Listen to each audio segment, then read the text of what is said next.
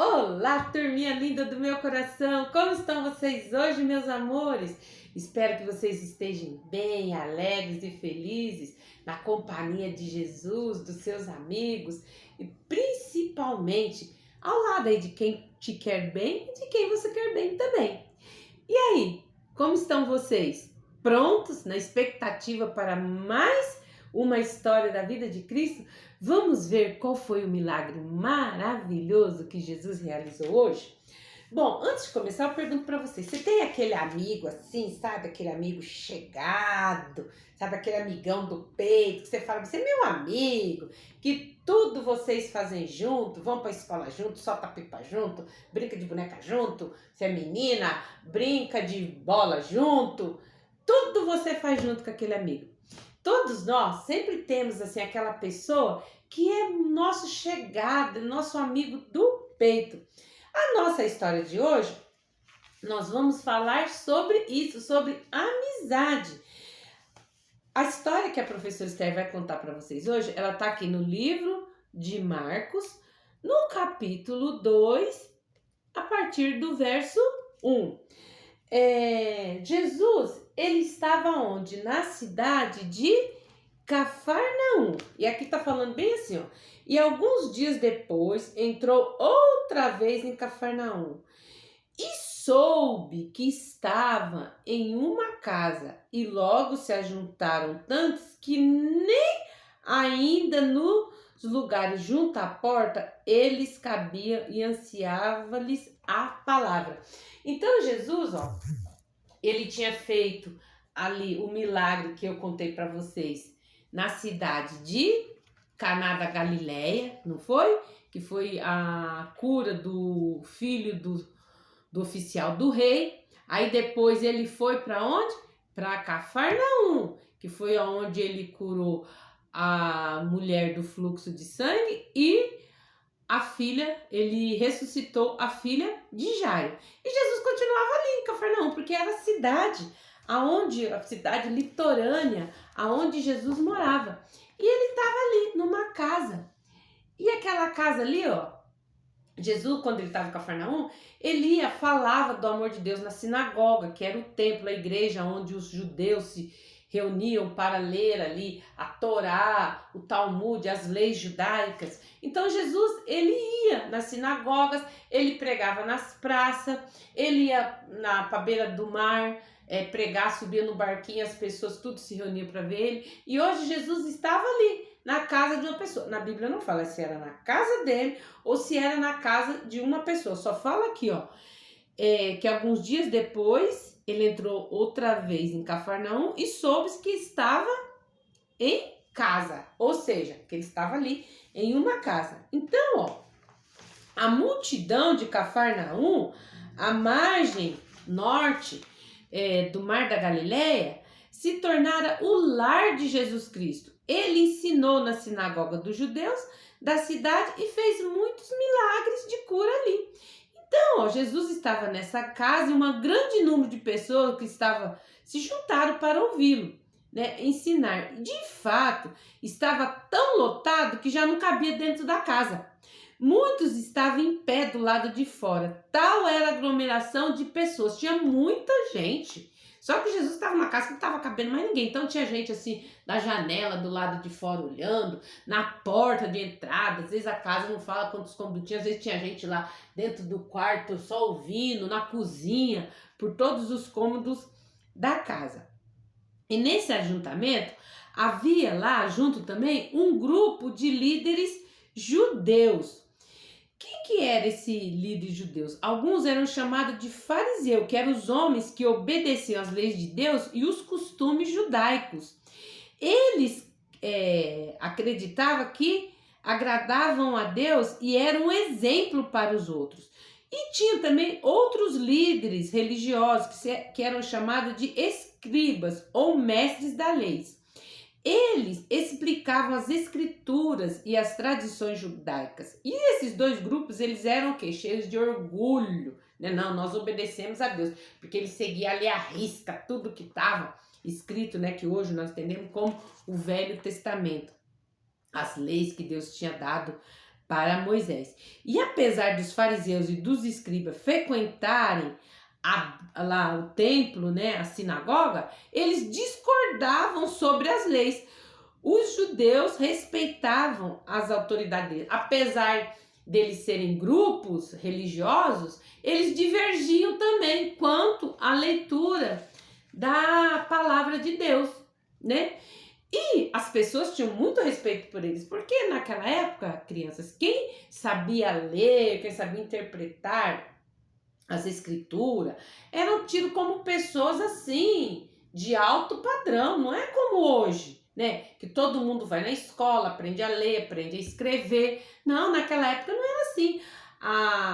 As coisas eram passadas para o povo de forma oral. Então, contava a história, outro ia e contava, se juntava e contava. Mas tinha aqueles ali que eram escribas que escreviam, né? As histórias que Deus tinha passado para os profetas, as leis de Moisés, sobre a história do povo de Israel, e eles não só escreviam como liam. Então, por eles terem este conhecimento, eles eram muito respeitados dentro da sua comunidade. E os fariseus e os escribas ouviram falar de Jesus, que ele ensinava sobre Deus e fazia milagres que só Deus pode fazer. E algumas das pessoas até diziam que ele era o Messias, o próprio Filho de Deus, enviado ao mundo para ser o Salvador. E os fariseus e os escribas estavam preocupados, porque eles não acreditavam que Jesus era o verdadeiro Filho de Deus. Talvez eles estivessem com medo de perder a sua autoridade, porque mais e mais pessoas seguiam Jesus. E eles ouviram Jesus naquele dia, eles vieram, né? Estar ali com Jesus no meio do povo para acusá-lo de ensinar mentiras e assim colocar fim ao ministério de Jesus. Então, eles estavam o quê? Querendo procurar um meio de acusar Jesus, porque no fundo, eles, por terem tanto conhecimento das escrituras, da palavra de Deus, eles não tinham o quê? O verdadeiro poder que Deus tinha para curar milagres e para juntar a multidão, porque o povo estava cansado de só regras, leis, mas não ouvirem falar do verdadeiro e genuíno evangelho, das boas novas, que era o que Jesus está falando. Jesus veio para falar, gente, é só vocês entender que eu vim para tirar o pecado do mundo, que eu vim para ajudar vocês e amar uns aos outros. E eles lá, não, você tem que vestir assim, tem que fazer isso, fazer aquilo, não pode isso, não pode aquilo. E o povo estava cansado. Então o povo o que estava fazendo? Estava parando de ir na sinagoga, ouvir eles, né? Só colocar regras, e estavam indo atrás de Jesus, né? E aí eles falaram, opa, esse homem está tirando os nossos seguidores, pode tirar nossa autoridade também. E aí, de repente, houve um alvoroço fora da casa.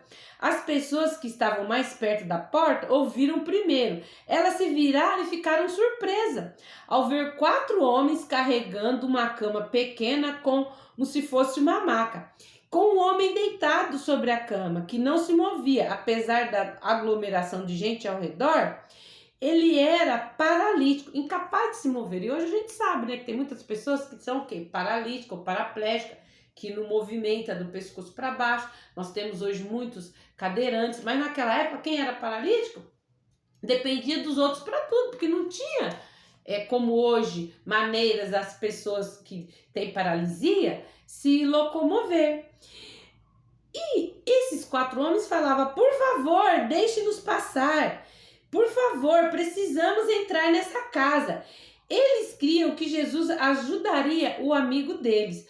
O homem doente deitado na cama não tinha outra esperança. Os médicos não podiam curá-lo, porque hoje, se uma pessoa sofre um acidente e fica paralítico ou paraplégico, não tem solução. O que ela pode fazer é o quê? Fazer uma fisioterapia, né, para poder não ficar com os membros raquíticos, mas tem muitas pessoas que a gente sabe que às vezes sofrem acidente de carro, ou acidente,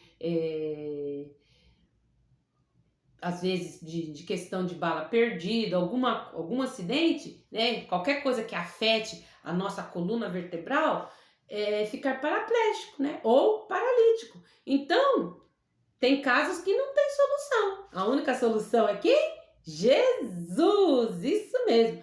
Porque assim como ele operou milagres quando andou aqui na terra, hoje também, se a pessoa crer, tiver fé nele e pedir com fervor, o que é fervor? É com muita vontade, ele pode curar sim. Tanto a pessoa paraplégica que não anda, não faz movimento nenhum, como o paralítico que anda de cadeira de rodas ou aquele que anda de muletas também. Então, não havia remédios que fizessem com que esse homem se movesse. Ele era incapaz de resolver o problema da sua doença. Estava numa condição triste e impotente. E assim como aquele homem estava ali impotente, nós também temos uma condição de impotência. É o quê? O nosso pecado. Você também está nessa condição triste. Você sabe que todos nós nascemos neste mundo com pecado no coração, ou seja, no nosso interior. E o pecado é o quê? Tudo que eu penso, que eu falo e que eu faço que vai contra as leis de Deus. E se a gente diz que não é pecador, não, eu sou, professor, uma pessoa ótima, maravilhosa, eu não cometo nenhum pecado, você já está pecando. Que a Bíblia fala que se você diz que não peca, você já comete pecado. Por exemplo, se você tem pensamento de raiva sobre alguém, ou se responde seus pais, ou faz coisas ruins para os outros, você está pecando. Se você realmente pensar sobre isso, admitirá que você peca em tudo, todos os dias. E na Bíblia, Deus diz que não há um homem justo sobre a terra que faça o bem. Não há nenhum sequer que peque. Está lá em Eclesiastes 7:20.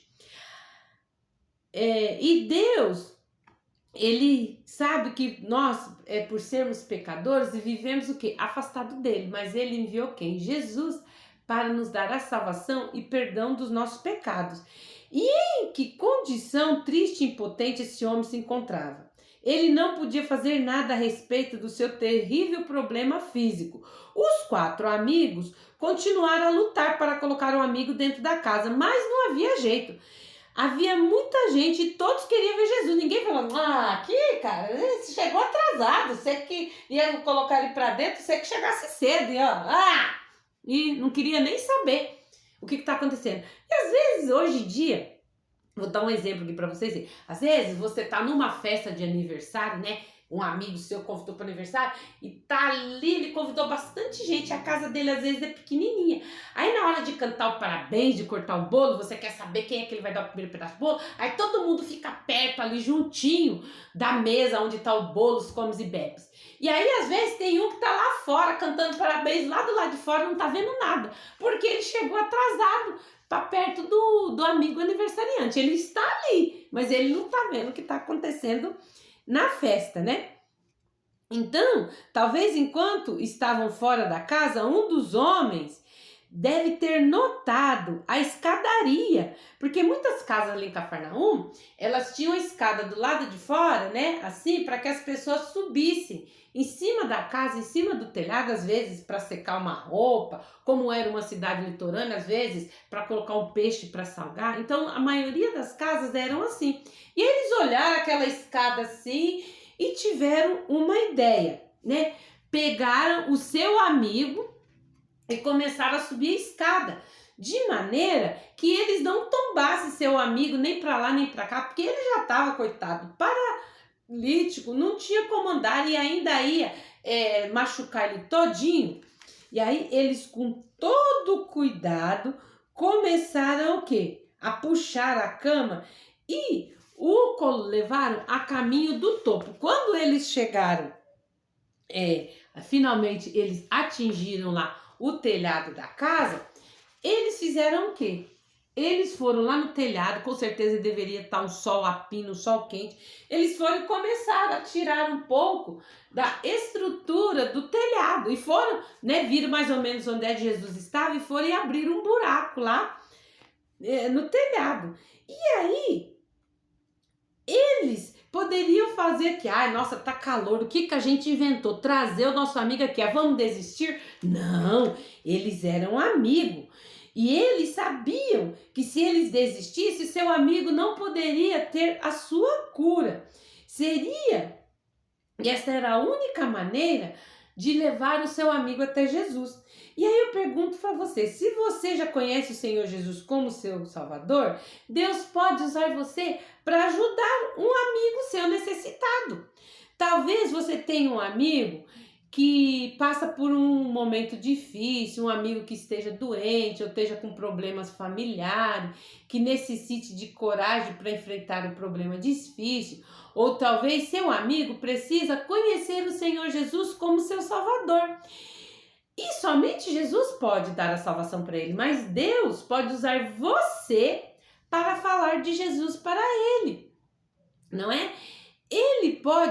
Você pode mostrar ao seu amigo que Jesus pode ajudá-lo a fazer o que é certo, pode ajudá-lo nos seus problemas. Você pode ser esse pequeno missionáriozinho para falar de Jesus para o seu amigo. O seu amigo também pode estar passando por algum problema assim, familiar. Às vezes o papai e a mamãe estão em processo de divórcio, está se separando, ou ele está dodói.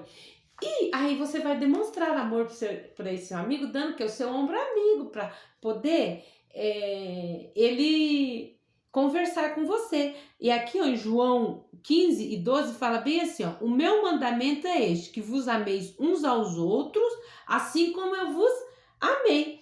E foi isso que aqueles 4 homens fizeram. Eles estavam prontos para ajudar o seu amigo, levando a Jesus. Deu muito trabalho para fazer aquela abertura no telhado. Mas, dentro da casa, quem é que estava lá dentro? Jesus, ele ensinava. Aí, de repente, Jesus está lá ensinando, olha para cima, né? Começou todo mundo a se afastar, ver lá, às vezes, as telhas, os pedaços de barro do telhado caindo. E aí todo mundo se afastou, Jesus parou de falar, provavelmente, e ele ficou em pé e olhou atentamente para o restante da multidão. E assim que a abertura ficou maior, e mais poeira, sujeira e pedaços caíram no chão, as pessoas saíram do caminho. Quando o buraco do teto estava grande o suficiente, eles lá devagar pegaram, na Bíblia não fala se foram cordas ou se foram pedaços de pano, e foram descendo devagarinho seu amigo, bem em frente aonde Jesus estava. E as pessoas observaram aquilo estonteadas e assombradas. E os fariseus e escribas deviam ter aberto as suas bocas. Mas lá na nossa sinagoga isso nunca aconteceu. Nunca ninguém levou um paralítico lá. Nossa, lá na sinagoga nunca ninguém fez tanto esforço para chegar até nós, para ouvir o que a gente está falando, não é? E provavelmente os 4 homens olharam fixamente para a abertura, enquanto o homem da cama fixava seus olhos em Jesus. Jesus podia ter visto a fé daquele homem que estava dentro do coração dele. E aí, ó, quando a cama chegou até o chão, Jesus falou: homem, perdoados estão os seus pecados. E aqueles escribas e fariseus, eles ficaram o quê? Eles não gostaram disso que Jesus falou. Os fariseus ficaram chocados, eles murmuraram uns para os outros: quem é este que diz esta blasfêmia? O que é blasfêmia, criança? Blasfêmia são palavras fortes ou ações para mostrar desrespeito para com Deus. E eles falaram: quem é ele? Quem ele pensa que é para perdoar pecados? Está aqui, ó. Vamos ler aqui na Bíblia. E estavam ali assentados alguns dos escribas que arrazoavam, ou seja, pensavam em seu coração, dizendo: por que esse diz assim esta blasfêmia? Quem pode perdoar pecado senão Deus? E Jesus, conhecendo logo o que estava em seu espírito, que assim arrazoavam, então lhe disse: por que pensais sobre essas coisas em vosso coração? O que é mais fácil? Dizer ao paralítico: estão perdoados os seus pecados? Ou dizer-lhe: levanta-te, toma a tua cama e anda? Ora, para que saibais que o Filho do Homem tem na terra poder para perdoar pecados, a ti te digo, levanta-te, toma a tua cama e anda. E aí, quando eles viram que Jesus fez aquilo, então eles viram que ele era o verdadeiro Filho de Deus. E Jesus amava aquele paralítico. Ele queria que o paralítico soubesse quem ele verdadeiramente era. Então Jesus ordenou para que o paralítico levantasse e andasse. E ele suspirou de surpresa, né? Toda a multidão deve ter esperado. Olha, mas como que pode isso? Ele perdoar pecados e o paralítico andar. O paralítico pegou sua cama e assim como Jesus falou, ele levantou, colocou a sua cama debaixo do braço e saiu. Mas ele saiu quieto? Não. Ele pegou sua cama e saiu glorificando a Deus. A Bíblia diz aqui, tá aqui, e levantou-se e tomando logo o leito, saiu em presença de todos, de sorte que todos admiraram e glorificado a Deus, dizendo, nunca tal vimos.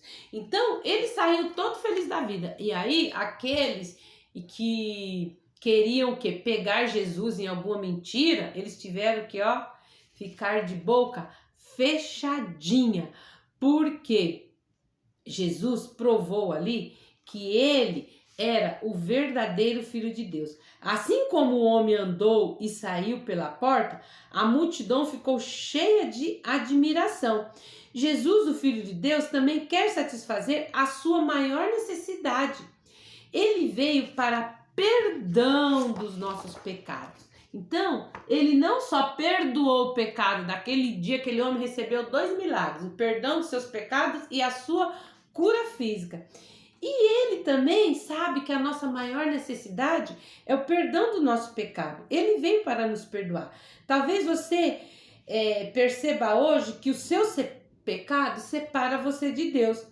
Então, coloque a sua confiança em Jesus, que morreu na cruz por seus pecados e ressuscitou. A Bíblia diz, para que todo o que nele crê tenha a vida eterna. Tá aqui, João 3:15. Se você confia completamente no Senhor Jesus e no que ele fez na cruz por você, como a única maneira do seu pecado ser perdoado, não terá que ficar separado de Deus. Ele vai transformar o seu interior e você será capaz de viver com ele para sempre no céu.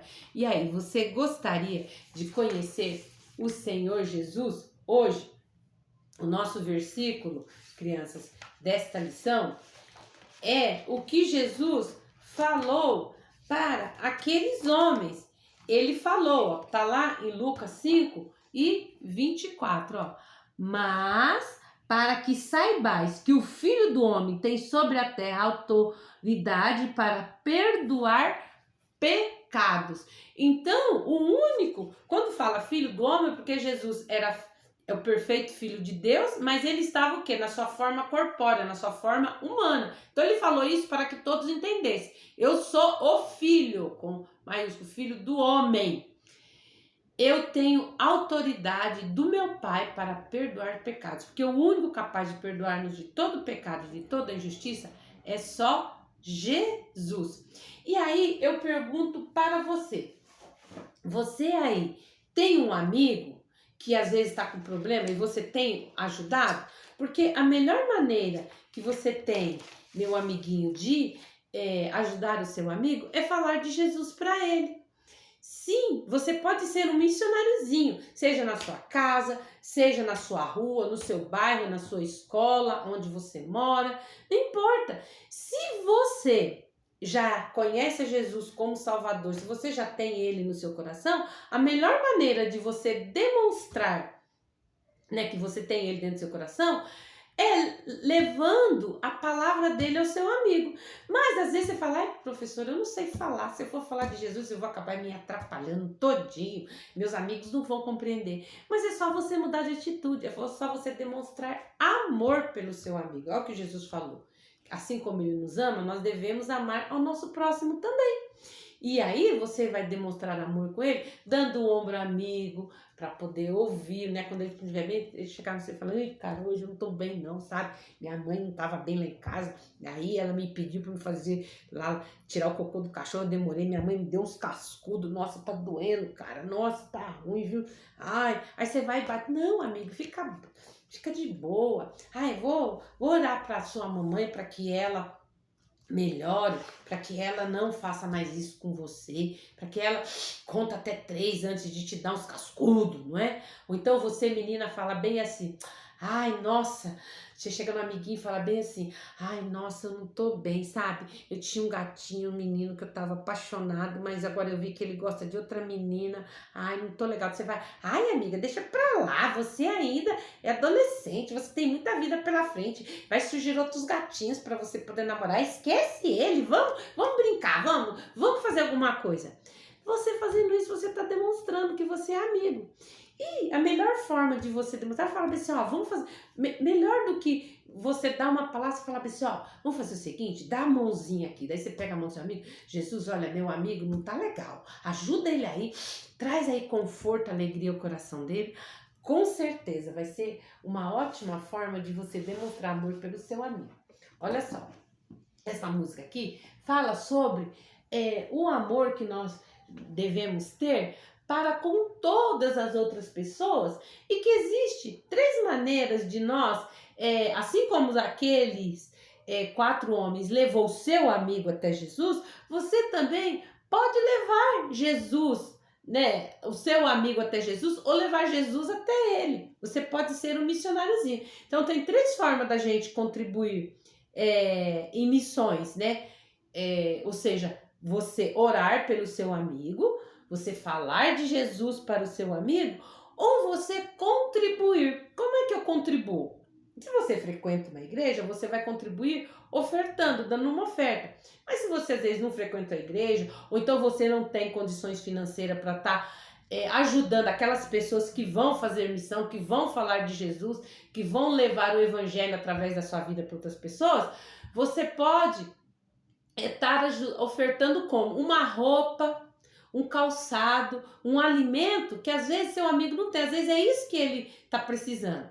Às vezes a necessidade aí do seu amigo é o quê? É de comida, que às vezes o papai, a mamãe dele tá desempregado, não tem o que comer em casa, você vai falar, mamãe, ó, meu amigo lá tá sem nada para comer, tem aí uma bolacha, um macarrão para me levar lá para ele poder comer? Ou então você tá vendo que seu amiguinho tá frio, aqui em São Paulo mesmo onde eu moro, tá frio, aí às vezes seu amiguinho tá indo pra escola de chinelinho, não tem uma meia, não tem um calçado, você tá lá com seu guarda-roupa lotado de calçado que nem serve mais. Falou, mãe, esse calçado aqui não serve, eu posso dar pro meu amigo esse tênis aqui para ele poder ir pra escola?